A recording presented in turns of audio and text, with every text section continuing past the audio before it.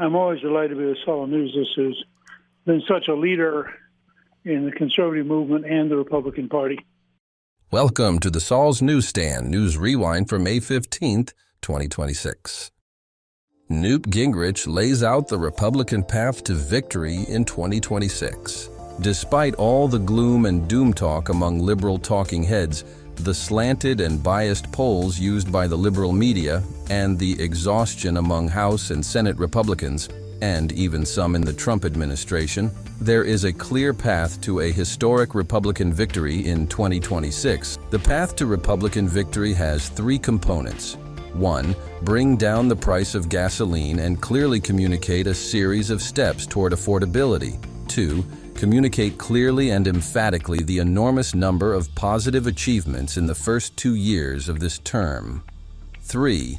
Convince the vast majority of the American people that President Trump was right in his State of the Union comment that these people are crazy, and drive home to every American the extraordinary range of issues on which the Democrats oppose the American people.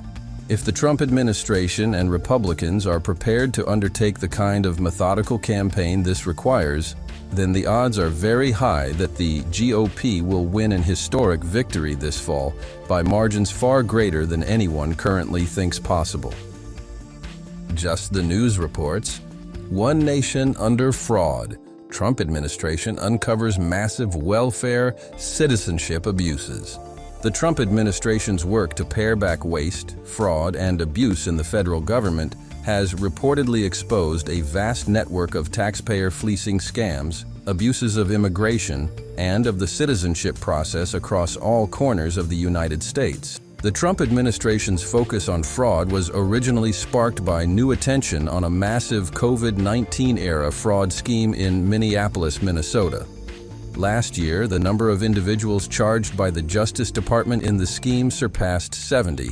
The defendants, the vast majority of whom are part of the state's large Somali immigrant community, were accused of systematically defrauding a federally funded state food program, instead using the proceeds to enrich themselves. Regarding the fraud, Vice President J.D. Vance said, "We're a generous country, we're generous people. I love that about this country, but part of that generosity is that it extends to our fellow Americans. We cannot give Medicare and Medicaid benefits to everybody all over the world." And finally, the Washington Examiner reports, California Republican pushes House resolution to erase Trump impeachments. House Republicans are eyeing an effort to expunge President Donald Trump's 2 impeachments in the lower chamber.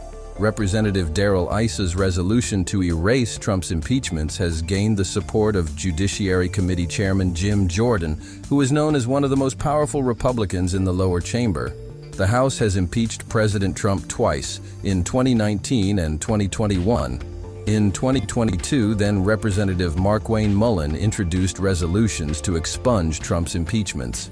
In 2023, resolutions were again introduced to formally clear Trump's record, arguing that both impeachments were unconstitutional and politically motivated.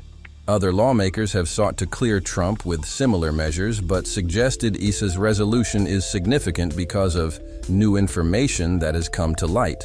The new information references recently declassified materials, which indicate that the whistleblower whose complaint triggered Trump's first impeachment coordinated with congressional Democrats before filing the allegation.